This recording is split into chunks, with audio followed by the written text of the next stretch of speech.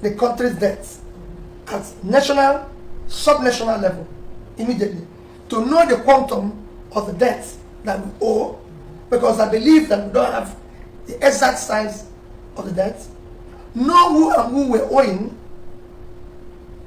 and most importantly, know what those debts were used for, or how they were contracted or sourced. Because the law says that all borrowing, all debts, is supposed to be used for critical area of development. So where are the benefits of those debts to the people? Because the people are not going to pay it. Where is the benefit? This is time to do the audit and know what we are going through. So that we, especially as we don't have not just presidential jets. Somebody was telling me about a property in Liverpool. Property in London in Liverpool being seized and put for auction. Somebody is telling me about another jet belonging to Nigeria and Canada and everything. This is time to deal with it, because sooner or later they probably will start seizing Nigerians. You issue your passport, you are arrested for being a debtor. So before it gets to the place where we can no longer move around as Nigerians without being arrested, let's know exactly what it is all about.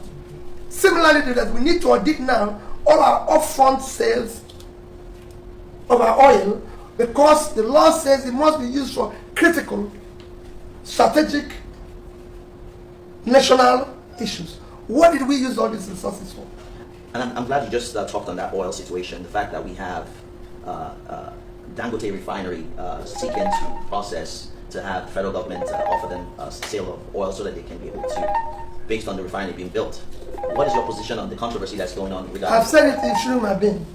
If there's anything we need to do today, is to as quickly as possible ensure that the refinery gets all the crude they need. So you feel that they should get all the crude they need? Everything, as quickly as possible.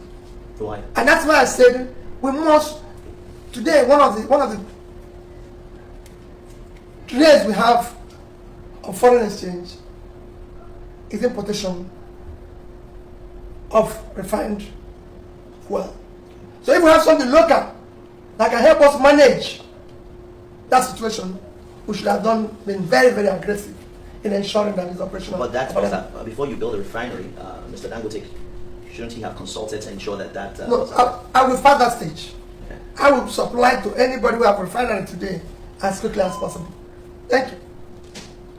And it looks like we Thank you have very much. another question from Charles. My name is His Royal Highness Charles Eboy. His Excellency, thanks for joining us this morning. Thank you. My question is, as Nigerians, we know some of our problems. When you have large cost of governance, people in the Senate, people in the House of Rep, making millions of naira, even having newspapers allowance that nobody reads newspapers anymore nowadays, everything's online. I strongly believe that if Nigerian current government cannot control the expenditure, what they dish out to all the people representing us, will continue to have difficulties in managing the affairs of the country. What do you think, as a former governor or as a presidential aspirant, what should be the minimum salary for those people representing us in the House? Thank you.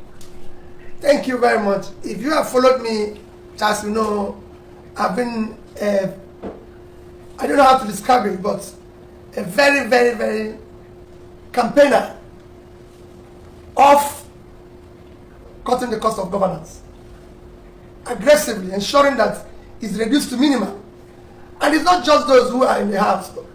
For the executive, I've operated at that level as a governor, and I can tell you the cost of governance in Nigeria is not just irresponsible, it's criminal, because there's so much waste. And that you can drop to a very minimal level and have resources to deal with other issues. You can't just have people stay in one place, renovating houses, building palaces, buying planes, while abandoning critical areas of development. I just said yesterday that the number one critical area of development is health. And you can't talk about health without talking about primary health care. If you look at our budgets, of our capital budget of our primary health care, because when you talk about budgets, yes, what you put into the recurrence is to pay But the capital side of it is what will allow you to build the necessary infrastructure. If you look at the capital component of our primary health care, which is the foundation of health, for 2024 is about 59 billion plus. If you look at the capital budget of all our teaching hospitals, from that of Ibadan, University of Ibadan, University of Lagos, University of Nigeria, Soka, Ahmadu Bello University, University of Jos, if you put all of them together, all the universities, which is this is your specialist teaching hospitals, where you can say that is where the best is. If you put their capital budget and or primary care together, it is not up to the money we used to buy a new plane. That is where the problem is. The same thing goes to National Assembly, where you have budgets like what I mentioned, I think in my last year, you have a budget where we don't have a national library where people can go and have reference and everything. The budget for it this year is under 1 billion, but you have National Assembly Library for 15 billion, which nobody's going to use. So for me, it is something you need to dismantle. And there are things I follow, and I read this and I know what is happening.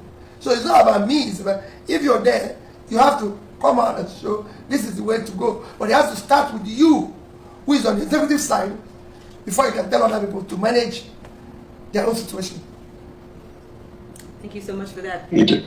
Just a point of clarification, there is a link in the comment section for anyone who wants to ask questions. But I did see one question that I'd like to ask. I think it scrolled up, but what is your perspective on the current situation with Nnamdi Kanu and how he's been treated? Do you have any? Well, you know, I've always said about agitators that I've discussed about agitators. Whoever is agitating, whoever is protesting, I must discuss with the person, because there's nothing wrong in anybody, for me, agitating. There's nothing wrong in anybody protesting. There's nothing wrong if anybody even call me bad name. Because if I expect the whole registered voters or the whole 200 million Nigerians to be in love with me, then I'm mad. There will be at least 40-50% who don't want to see my face. All I need to do is to continue to engage them to earn their own followership. You're a leader. The job of a leader is to every day work hard to find solutions to the problems of the people. Working hard every day to ensure that the people benefit from governance. In so doing, more and more people will want to love you, work with you, want you. You don't do that by leadership. It's about service. Finding solutions. It's not about harassing people. It's not about throwing people into jail. Everybody saw it. As a governor, I can say it, no policeman, no military man, no security man will ever say, one day I asked him to do what is wrong, to arrest anybody, to do anything, because it's not necessary. There's so many people who disagree with me as governor, and they help me. When people disagree with me, they're helping you. And that's an interesting, that was going to my next question. How do you deal with criticism, and have you found anything valid in the criticism so far? Whenever the job of a leader is to listen, the critical component of your leadership is listening and learning. If you can no longer listen and learn, you should not lead, because you don't know everything. You must be able, and you must also be able to know that from time to time you must go to the people to be able to evaluate what you're doing, because whatever you do as a leader is demand driven. It is you're doing what the people want. So if you go, it's like when they sell something in a shop, they say, if you don't like this, you return it to some place. Or if you find anything wrong, it's the same thing with politics. I'm doing something based on what the people demanded and everything, and be able to say quarterly, what did we do right and wrong, and listen to the people. As governor, we are doing quarterly review of all our activities and action for the 8 years I was in government, so that you know, and you will go to the people from time to time, and they do a town hall and they listen to you. And I believe that today, as president of Nigeria, quarterly or biannually, I leave Abuja, go to Kano and stay, go to Sokoto, anywhere and stay and say to the people, I want you to tell me whether we're on the right track or not. I want you to contribute to how we can solve this problem. Can you discuss a mentor or a figure who has significantly impacted your leadership style, your decision-making progress, your process? Who is that for you? I look at countries and what countries are doing. For me, I don't go looking just at this figure or this figure. I look at the overall thing that countries are doing. So on one side, people who love their country above their own ambition. That is a very critical influence in all of us. I'm looking at it every day and said, wow, this is what it should be. I'm looking, of course, from Mandela to Gandhi to all. Again, somebody like Mandela, you know, they were begged him to do a second term, which he said no. So you look at all these things, you look at where people were ready to do, they're not looking at their personal gain. They took decisions that were very difficult, like Margaret Thatcher did in the UK, for the sake of her country. You know, that this cannot continue, we cannot continue. He wasn't doing it when Margaret Thatcher was dismantling all those companies and privatizing them. He wasn't gaining in it. We did privatization, you know, and we're still going on doing it. But the fact that if you go and see those things that are privatized, they are like people were benefiting from them. It was a case of we were privatizing profits to people, and the companies are not doing good, so we're socializing losses. Due to the Ogun State administration, Ogun State governor, Nigerian jets were seized overseas in France based on a situation with a Chinese company. Now, this is something that happened within the state government side, and is now affecting the presidential jets being seized. What is your position on that situation, and how is it impacting the visual optics for Nigeria as a whole, as a country? And do you think it's fair that the state government did something and the federal government is now having to pay the price for it?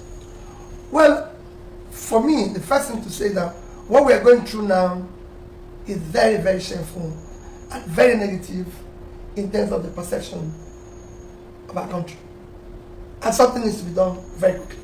And I've made my humble request is that we need to urgently audit the country's debts at national, sub-national level immediately to know the quantum of the debts that we owe, because I believe that we don't have the exact size of the debts, know who and who we're owing, and most importantly, know what those debts were used for, or how they were contracted or sourced. Because the law says that all borrowing, all debts, is supposed to be used for critical area of development. So where are the benefits of those debts to the people? Because the people are not going to pay it.